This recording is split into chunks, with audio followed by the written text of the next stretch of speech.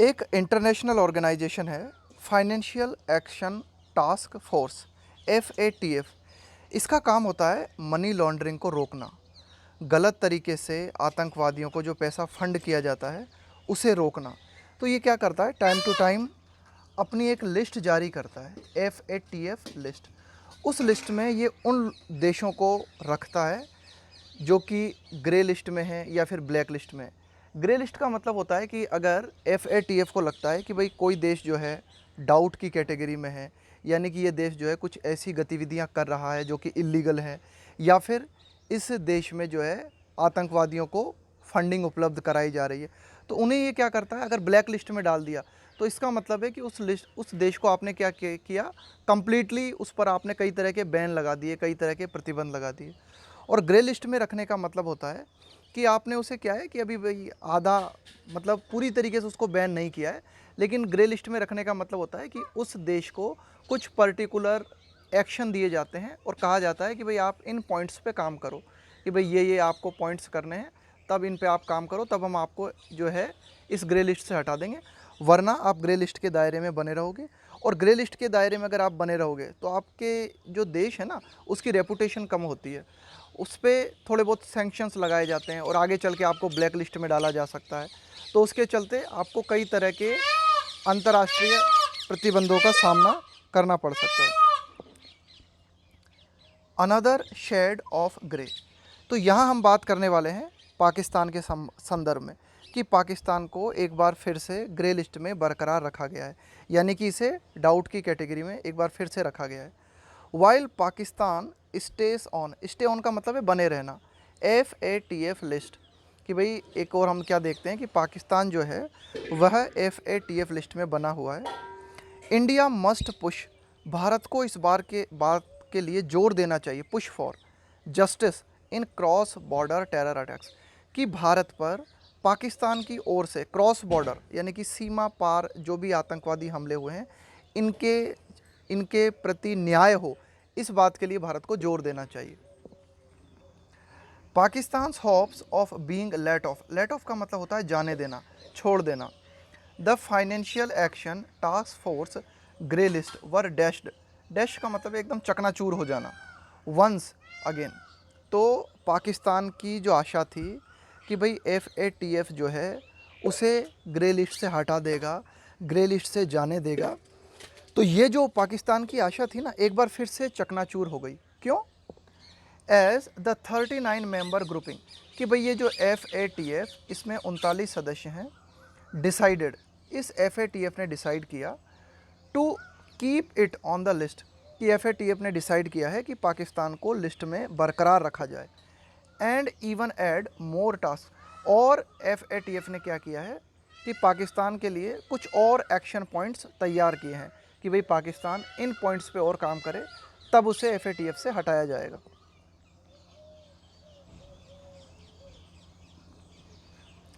Eventually Pakistan missed the mark bye 1 crucial point out of 27।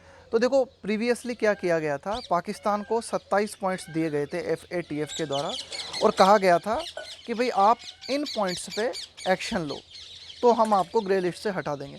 तो पाकिस्तान अपने target को नहीं पहुंच पाया, 27 पॉइंट उसे दिए गए थे, 27 ऐसे एक्शन दिए गए थे जिन पे पाकिस्तान को काम करना था, लेकिन finally Pakistan missed the mark का मतलब है आप अपना गोल अचीव नहीं कर पाए, टारगेट तक नहीं पहुंच पाए। तो 1 क्रूशियल का मतलब होता है इंपॉर्टेंट, महत्वपूर्ण, तो एक बहुत ही महत्वपूर्ण पॉइंट था, उसको पाकिस्तान पूरा नहीं कर पाया और इसके चलते वह दोबारा से ग्रे लिस्ट में बना रहा। Being judged deficient in prosecuting, prosecute का मतलब होता है अभियोग लगाना।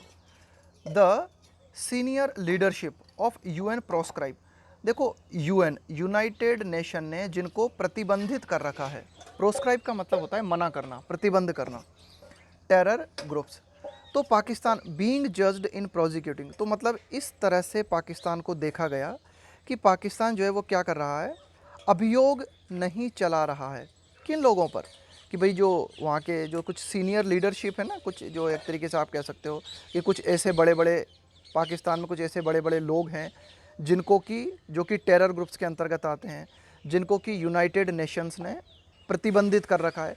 तो इनके ऊपर अभियोग चलाने की बात पाकिस्तान को कही गई थी FATF के द्वारा, लेकिन पाकिस्तान ने इसका पालन नहीं किया। The FATF works closely with the UN security councils listings of terror groups. FATF जो है वो बहुत, ये जो UN की, यूनाइटेड नेशन की जो सुरक्षा परिषद है, उसके साथ बड़े ही क्लोजली काम करता है FATF, यानी कि FATF जो है संयुक्त राष्ट्र की सुरक्षा परिषद के साथ मिलकर काम करता है with the UN security councils listings of terror groups, कि UN की सिक्योरिटी काउंसिल के द्वारा जिन ग्रुप्स को टेरर ग्रुप्स की कैटेगरी में डाल दिया जाता है, तो फिर FATF भी उनको टेरर ग्रुप्स मानता है और उसी तरह से एक्शन लेता है। As it evaluates countries on their efforts in anti money laundering, countering the financing of terrorism, ये इनकी फुल फॉर्म है AML, anti money laundering, countering the financing of terrorism. ये countering the financing of terrorism का मतलब क्या हुआ? Counter का मतलब होता है प्रतिरोध करना, विरोध करना। द फाइनेंसिंग ऑफ टेररिज्म, कि आतंकवाद को जो पैसा उपलब्ध कराया जाता है उसका विरोध करना, उसको कहा जाता है CFT। एंटी मनी लॉन्ड्रिंग, इस एंटी मनी लॉन्ड्रिंग के तहत क्या किया जाता है? पैसा जो गलत तरीके से प्राप्त किया जाता है, क्रिमिनल एक्टिविटीज़ के माध्यम से जो पैसा प्राप्त किया जाता है, जैसे आप ड्रग्स का कारोबार करते हो, तो अब ये ड्रग्स का कारोबार इलीगल कारोबार है, तो इसके माध्यम से जो पैसा मिलेगा वो भी इलीगल मिलेगा। लेकिन कुछ ऐसे तरीके होते हैं जिनके माध्यम से आप ये दिखा सकते हो कि भाई आपने ये पैसा लीगल तरीके से प्राप्त किया है ना, उसके कई तरीके होते हैं, तो इसको कहा जाता है एंटी मनी लॉन्ड्रिंग। तो FATF का काम है देशों का मूल्यांकन करना, मतलब FATF जो है ये निगरानी रखता है कि किस देश में एंटी मनी लॉन्ड्रिंग ज़्यादा हो रही है या फिर किस देश में आतंकवादियों को पैसा उपलब्ध कराया जा रहा है। तो ये दो मुख्य काम हैं इसके, ये जो FATF है इसके मुख्य काम यही है कि इनको देखता है अच्छी तरीके से। कभी कभी क्या है, ये जो हमारे जैसे स्टेट PCS वगैरह है ना, इनमें बहुत ही शॉर्ट नोट्स पूछे जाते हैं। शॉर्ट नोट्स मतलब आपको 10 शब्दों में, 20 शब्दों में या ज़्यादा से ज़्यादा 50 शब्दों में लिखना होता है कि भाई FATF क्या है और इसके आप काम बताओ। तो आपको बस यही बता देना है कि भाई FATF की फुल फॉर्म क्या है और ये इसके आप मेन काम बता दो, बस हो गया काम, कि भाई ये मनी लॉन्ड्रिंग को रोकना और ये जो आतंकवादियों को पैसा उपलब्ध कराया जाता है इस पर कड़ी निगरानी रखना। Pakistan failure to convict Jaish e Mohammed chief Masood Azhar, कि भाई पाकिस्तान की असफलता, किस चीज़ में असफल रहा Pakistan? To convict Jaish e Mohammed chief Masood Azhar, कि भाई पाकिस्तान जो है फेल रहा, किस चीज़ में फेल रहा? कन्विक्ट, कन्विक्ट का मतलब है इल्ज़ाम लगाना है, कन्विक्ट का मतलब होता है एक तरीके से दोष लगाना, दोषी ठहराना किसी को। तो failure to convict Jaish e Mohammed chief Masood Azhar and others appeared to tip the balance against it। यहाँ बैलेंस का मतलब क्या है? तराजू। Tip the balance against it, इसका मतलब है तराजू पाकिस्तान के खिलाफ झुक गई। देखो ध्यान से समझना इस लाइन को। Pakistan failure to convict Jaish e chief Mohammed Masood Azhar, Pakistan fail रहा, किस चीज़ में फेल रहा? कि जैश ए मोहम्मद का जो मुख्य व्यक्ति है मसूद अजहर, उसके ऊपर पाकिस्तान जो है उसे दोषी नहीं ठहरा पाया ना, उसके ऊपर उसको दोषी नहीं ठहरा पाया ना, दोषी नहीं ठहरा पाया। इसके अलावा अन्य जो व्यक्ति थे उनको भी, उनके ऊपर भी अभियोग नहीं लगा पाया या उन्हें भी दोषी नहीं ठहरा पाया।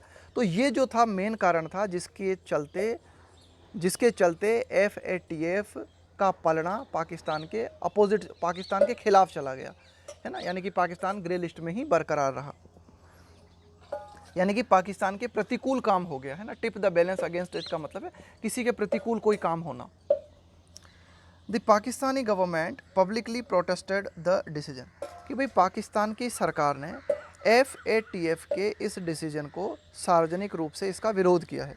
पॉइंटिंग आउट, इस बात की ओर ध्यान दिलाते हुए, that many countries that had largely completed the action plans, that many countries that had largely completed the action plans handed to them have been delisted in the past। तो editorial क्या बताता है कि भाई पाकिस्तान ने इस ओर इशारा करते हुए, पॉइंट आउट का मतलब होता है इशारा करना, तो पॉइंटिंग आउट इशारा करते हुए, भाई पाकिस्तान ने ये कहा, कई कंट्रीज़ की तरफ इशारा करते हुए कहा कि भाई प्रीवियसली या पास्ट में कई ऐसे कंट्रीज़ रहे हैं that had largely completed the action plan, कि भाई पहले भी FATF ने अन्य देशों को एक्शन प्लान दिए थे, और अगर किसी देश ने मतलब ज़्यादा से ज़्यादा जो काम दिए गए थे ना किसी देश को, अगर उन पे एक्शन लिया तो उनको हटा दिया गया था, FATF की ग्रे लिस्ट से हटा दिया गया था।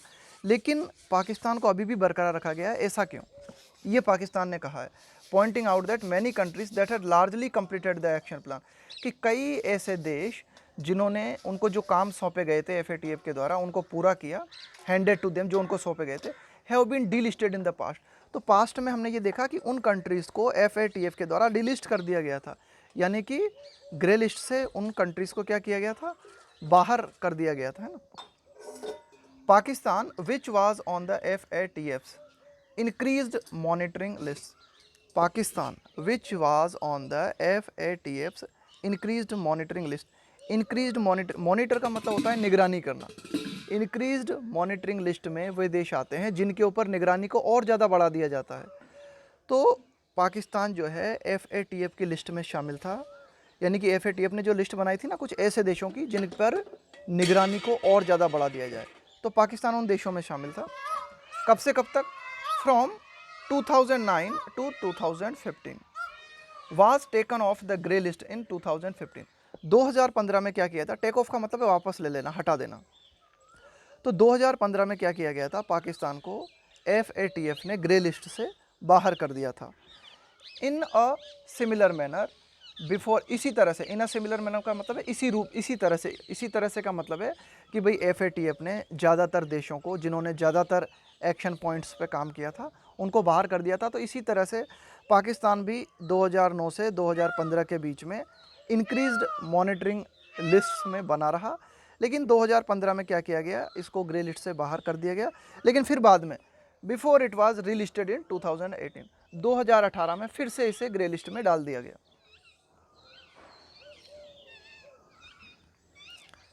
Pakistani leaders have predictably lashed out. देखो, लैश आउट का मतलब होता है एक तरीके से तीखी प्रतिक्रिया देना, या फिर आप कह सकते हो कड़ी आलोचना करना। तो पाकिस्तान के जो लीडर्स हैं, प्रेडिक्टेबली का मतलब है जिसको आप प्रेडिक्ट कर सको, जिसके बारे में आप स्पष्ट रूप से कुछ कह सको, भविष्यवाणी कर सको जिसके बारे में।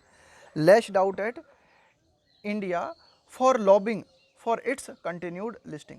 अब देखो, पाकिस्तान के लीडर्स जो हैं हैव प्रेडिक्टेबली लैश्ड आउट, मतलब प्रेडिक्टेबली का मतलब है हमें पता था ऐसा होगा, है ना, हमें पता था ऐसा होगा और वैसा ही हुआ। पाकिस्तान के लीडर्स ने क्या किया है? आलोचना की है, तीखी प्रतिक्रिया दी है। किसकी आलोचना की है? इंडिया की। क्यों? For lobbying. भाई उन्होंने, पाकिस्तान के कई लीडर्स का ये कहना है कि भारत जो है ना लॉबी कर रहा है। लॉबिंग करने का मतलब होता है किसी को सपोर्ट करना, फॉर इट्स कंटिन्यूड लिस्टिंग, कि पाकिस्तान लगातार FATF की ग्रे लिस्ट में बना रहे, ऐसा भारत चाह रहा है और इसके लिए सपोर्ट कर रहा है भारत, है ना। ऐसा पाकिस्तान के कई लीडर्स ने इस तरह की प्रतिक्रिया दी, इस तरह की आलोचना की। While others have hinted that the decision stems from a refusal, जबकि कई लोगों ने इस बात की ओर इशारा किया है कि भाई ये जो डिसीज़न है, ये जो डिसीज़न लिया गया है FATF के द्वारा, स्टेम फ्रॉम का मतलब है ये डिसीजन कहाँ से निकलता है। स्टेम का मतलब होता है निकलना, पैदा होना। भाई ये डिसीजन कहाँ से निकला है, कहाँ से इसकी उत्पत्ति हुई है, कहाँ से निकला है? फ्रॉम अ रिफ्यूज़ल का मतलब होता है इनकार, to allow the US the use of its bases after America's pull out from Afghanistan.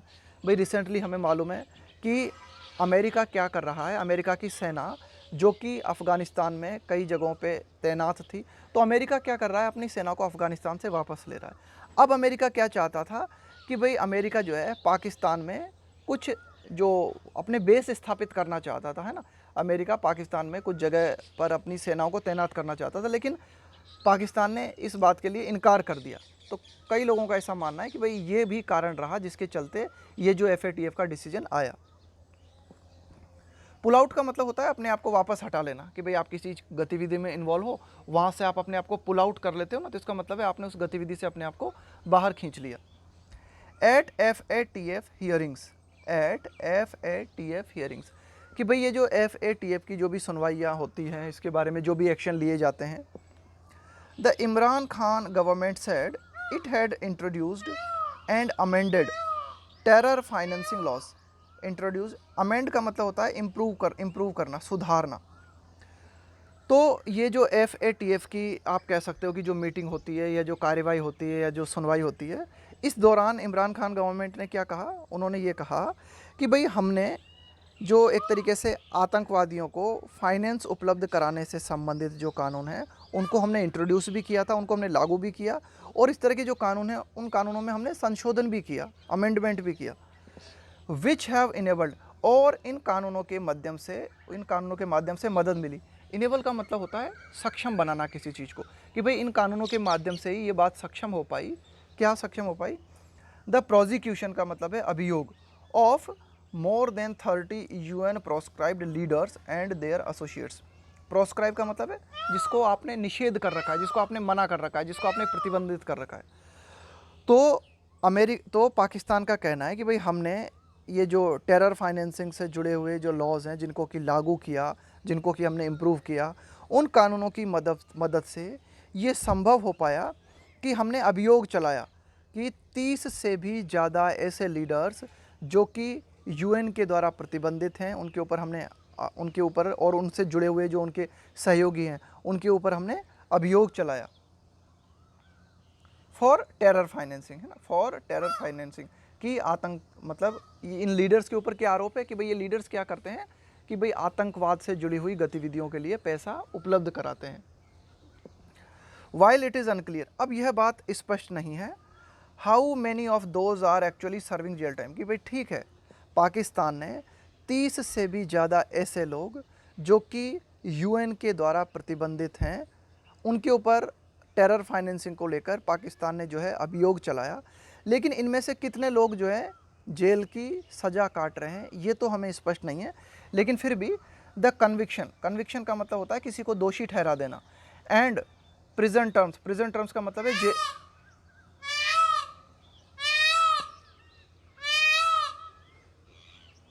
Prison terms का मतलब है जेल की अवधि, है ना।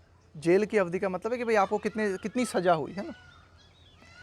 Between 15 to 30 years are a break from the past.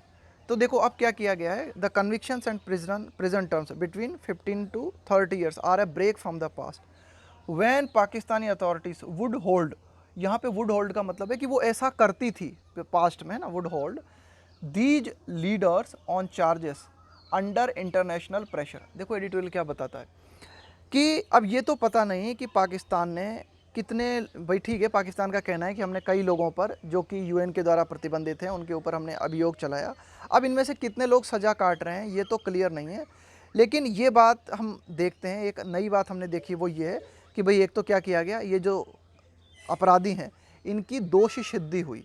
इसके अलावा पाकिस्तान ने जो जेल टर्म्स निर्धारित किए ना, उसको जेल टर्म्स को निर्धारित किया गया 15 से 30 साल की सज़ा हो सकती है इन लोगों को। तो ये एक अच्छी बात है, क्योंकि पूर्व में क्या हुआ करता था, पूर्व में हम ये देखते थे कि पाकिस्तान क्या करता था, ये जो प्रतिबंधित व्यक्ति हैं इनके ऊपर आरोप लगाता था, है ना, would hold these leaders on charges, इनके ऊपर आरोप लगाता था। चार्ज का मतलब आरोप, कब?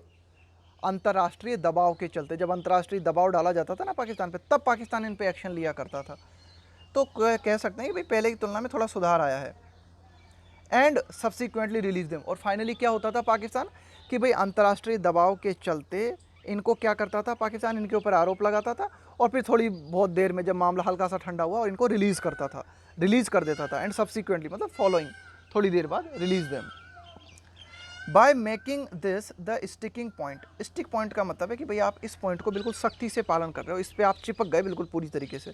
द FATF, है ना, तो इस बात को एकदम मतलब एक मुख्य मुद्दा बनाते हुए, है ना, which works on the principle of mutual compliance. Compliance का मतलब होता है अनुपालन करना, फॉलो करना, है ना, कि भाई has made it clear that Pakistan must complete the prosecution of all prescribed leaders of groups. तो यही तो कुल मिला के एक तरीके से FATF ने इस बात को क्लियर कर दिया है ना, पाकिस्तान को, कि भाई पाकिस्तान क्या करे, अभियोग लगा, है ना, प्रोसिक्यूशन का मतलब अभियोग की जो कार्रवाई है ना, जितने जो लोग प्रतिबंधित हैं उनके ऊपर अभियोग की कार्रवाई को जो है क्या करे, पाकिस्तान जो है ना पूरा करे। Prosecution of all proscribed leaders, है ना, भाई जितने भी प्रतिबंधित ये जो लोग हैं, भाई जैसे कि कौन कौन है, जैसे कि लश्कर तैयबा है, जैश ए मोहम्मद है, अलकायदा है, तालिबान है। तो इनके जो व्यक्ति हैं जो जिनको कि यूएन ने प्रतिबंधित किया हुआ है, इनके ऊपर अभियोग लगाने की जो कार्रवाई है उसे पाकिस्तान जो है पूरा करे। तो उसके बाद जो है एफ ए टी एफ अपना एक्शन लेगा, और एफ ए टी एफ क्या करेगा, पाकिस्तान को ग्रे लिस्ट से रिमूव करेगा ना। म्यूचुअल कॉम्प्लायंस, कि कॉम्प्लायंस का मतलब है अनुपालन करना, म्यूचुअल का मतलब है आपस में कि भाई आपने किया तो अब हम करेंगे। By adding 6 more items to the list on amending its Money Laundering Act and cracking down on other businesses involved in money laundering and terror financing, the FATF has indicated। भाई FATF ने अभी हाल ही में क्या किया है, by adding 6 more items to the list, कि पाकिस्तान को जो एक्शन लिस्ट दी गई है एक्शन लेने के लिए, उस लिस्ट में अभी हाल ही में FATF ने क्या किया है, 6 अन्य आइटम्स को और जोड़ दिया है ना। ऑन अमेंडिंग, अमेंडिंग का मतलब है सुधारने को लेकर, इट्स मनी लॉन्ड्रिंग एक्ट, कि पाकिस्तान कि भाई ये जो FATF का मनी लॉन्ड्रिंग एक्ट है, इसको पाकिस्तान का जो मनी लॉन्ड्रिंग FATF का जो मनी लॉन्ड्रिंग एक्ट है, इसको थोड़ा सा और इम्प्रूव करते हुए इसमें क्या किया गया है, कुछ और आइटम्स ऐड किए गए हैं। क्रैकडाउन, क्रैकडाउन का मतलब होता है कड़ी कार्रवाई करना। On other businesses involve in money laundering, इसके अलावा अन्य जो व्यापार हैं, है ना, अन्य जो व्यापार हैं जो कि मनी लॉन्ड्रिंग से जुड़े हुए हैं। मैंने बताया ना आपको कि भाई ये जो मनी लॉन्ड्रिंग का काम है, कि ये जो काला धन है उसको एक तरीके से वाइट करना। ये जो लॉन्ड्री शब्द आ रहा है ना इसमें, इसका मतलब क्या हुआ, धुलाई करना। काले धन को इस तरह से दिखाना कि भाई ये तो लीगल तरीके से प्राप्त हुआ है। तो ये ऐसे ही तो हो नहीं जाता, इसके लिए कई तरह के आप कह सकते हो कि चक्कर का मतलब कई प्रक्रियाएं होती हैं, उनको फॉलो करके ये पूरा काम होता है। तो इस मनी लॉन्ड्रिंग के जो काम में अन्य जो गतिविधियां हैं ना जो इन्वॉल्व हैं, तो उन सब के, in money laundering and terror financing का मतलब है कि भाई आतंकवादियों को जो पैसा उपलब्ध कराना है। तो इस तरह से कुछ और इम्प्रूव करते हुए मनी लॉन्ड्रिंग एक्ट जो है, इसमें कुछ और इम्प्रूव करते हुए, कुछ और संशोधन करते हुए, और कड़ी कार्रवाई करते हुए, क्रैकडाउन करते हुए, FATF ने ऐसा हिंट दिया है कि Pakistan could remain on the grey list for at least another 1 or 2 year, कि पाकिस्तान अभी भी कम से कम 1 या 2 साल के लिए FATF की ग्रे लिस्ट में बना रह सकता है। इस बात की संभावना है। ये जो कुड आया है ना यहाँ पे, ये कुड आया है यहाँ पे पॉसिबिलिटी के लिए, एक हल्की संभावना जो नज़र आती है ना हमें, उसके लिए क्या है, हम कुड का प्रयोग कर देते हैं ना। फॉर इंडिया, अब देखो इंडिया के लिए FATF ने जो एक्शन लिया है, वो एक्शन हालांकि पाकिस्तान के खिलाफ लिया है, लेकिन भारत के लिए इसके क्या मायने हैं। तो Pakistan continuance on the list is some comfort, कि पाकिस्तान का लगातार FATF की ग्रे लिस्ट पे बना रहना कुछ हद तक राहत की बात है भारत के लिए। Even as at the same time it awaits true justice delivered to leaders of group. It awaits, कि भारत इंतजार करता है, भारत इंतजार कर रहा है कि भाई वास्तविक न्याय हो, डिलीवर्ड का मतलब है प्रदान करना, कि भाई न्याय प्रदान किया जाए किस संबंध में, to leaders of group such as, कि भाई लश्कर तैयबा के, जैश ए मोहम्मद के जो लीडर्स हैं जो कि रेस्पॉन्सिबल हैं भारत में हमलों, आतंकवादी हमलों के लिए, जैसे कि मुंबई का 26/11 अटैक हुआ था, पार्लियामेंट अटैक हुआ था 2001 में, पठानकोट एंड पुलवामा। भाई ये जो अटैक्स हुए थे, इनमें, इन अटैक्स में एक तरीके से आप कह सकते हो, ये जो हमले हुए थे भारत में, इनमें लश्कर तैयबा के और जैश ए मोहम्मद के जो प्रमुख व्यक्ति शामिल थे, उनके खिलाफ एक तरीके से आरोप तय हों और उनको सज़ा मिले ना। तो भारत इस बात का इंतज़ार कर रहा है। And not just terror financing, ये एडिटोरियल कहना चाह रहा है कि भाई एक तरीके से सिर्फ टेरर फाइनेंसिंग को लेकर है ना। टेरर फाइनेंसिंग मैंने बताया कि भाई आतंकवादियों को एक तरीके से क्या करना, पैसा उपलब्ध कराना। भाई इसके, भाई ये जो लश्कर मोहम्मद, ये एक तरीके से लश्कर तैयबा और जैश ए मोहम्मद है ना, इनके खिलाफ टेरर फाइनेंसिंग को लेकर कार्रवाई तो होनी ही चाहिए। साथ ही साथ और किस चीज़ को लेकर कार्रवाई होनी चाहिए, कि ये जो हमले इन्होंने भारत पे किए थे, इनके लिए अगर ये दोषी हैं तो इनको पूरी सज़ा हो। हाउएवर, हालांकि the process of FATF that has taken a justifiably hard line in Pakistan's case. However, the process of FATF, कि भाई ये जो FATF की जो प्रक्रिया है, that has taken a justifiably hard line in Pakistan's case, कि भाई हार्ड लाइन का मतलब क्या होता है, एक तरीके से कट्टर रुख अपनाना, कठोर रुख अपनाना, कड़ी कार्रवाई करना, उसको कहते हैं। अगर आपकी अप्रोच हार्ड लाइन है ना, तो इसका मतलब है आप कठोर एक्शन लेते हो किसी के खिलाफ। तो FATF ने पाकिस्तान के खिलाफ कठोर एक्शन लिया है, और ये आप इसको जस्टिफाई भी कर सकते हो, ये उचित भी है, must be checked for over reach. लेकिन एडिटोरियल क्या कहता है कि FATF ने जो एक्शन लिए ना पाकिस्तान के, इसको चेक किया जाना चाहिए फॉर ओवर रीच, कि कहीं ऐसा तो नहीं FATF जो है कुछ ज़्यादा ही अप्रोच दिखा रहा है। ओवर रीच का मतलब होता है कि आपकी जो लिमिट है ना उसके बाहर जाके आप काम कर रहे हो, उससे ज़्यादा आप काम कर रहे हो, उसको हम बोलते हैं ओवर रीच। कि कहीं ऐसा तो नहीं कि भाई ठीक है FATF को जो एक्शन लेना चाहिए तो वो एक्शन क्या कानून के दायरे में ही है या उससे बाहर जाके FATF एक्शन ले रहा है। क्यों? क्योंकि आज पाकिस्तान पे एक्शन लिया है FATF ने, कल वो भारत पे भी ले सकता है ना, ये एडिटोरियल कहना चाह रहा है। As India faces its mutual evaluation report, ये FATF के द्वारा म्यूचुअल इवेल्यूशन रिपोर्ट जो तैयार की जाती है ना, इस रिपोर्ट में इन्हीं बातों को शामिल किया जाता है ना, ये जो हमने बात की ना कि एंटी मनी लॉन्ड्रिंग है या जो एक तरीके से यही सब बातें। तो that has been delayed due to the pandemic. और भारत के संदर्भ में FATF की जो एक तरीके से रिपोर्ट है उसमें देरी रही है, उसमें देरी हुई है पेंडेमिक के चलते। पेंडेमिक का मतलब होता है वैश्विक महामारी। तो भारत के संबंध में FATF की जो लिस्ट है, FATF के जो एक्शन है या जो इसकी रिपोर्ट है वो तैयार नहीं हो पाई कोरोना वायरस के चलते या फिर पेंडेमिक के चलते।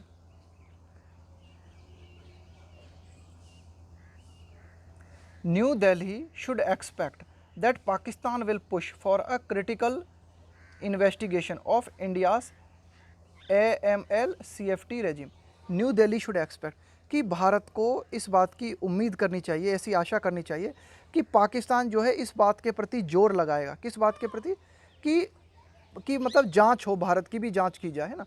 ये जो AML है, एंटी मनी लॉन्ड्रिंग है, या फिर ये जो एक तरीके से ये है ना, ये फाइनेंसिंग टेररिज्म है ना, कॉम्बैटिंग, ये जो CFT है ना, ऊपर आया था CFT, combating the financing of terrorism. Regime का मतलब है शासन, सिस्टम, व्यवस्था।